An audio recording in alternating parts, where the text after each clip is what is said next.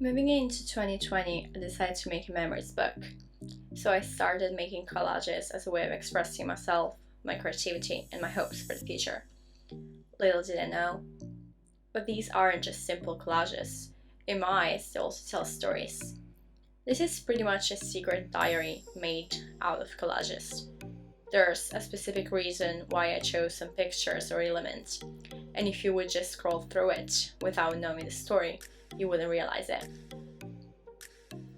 The one that started out as a fun activity to do became a coping mechanism during quarantine, and something that I look forward to do every time something exciting happened in my life.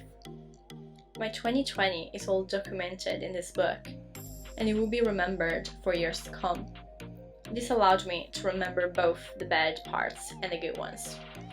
I could dive deep and tell you guys more about these collages and these stories, but I think it would be something fun to do in the future.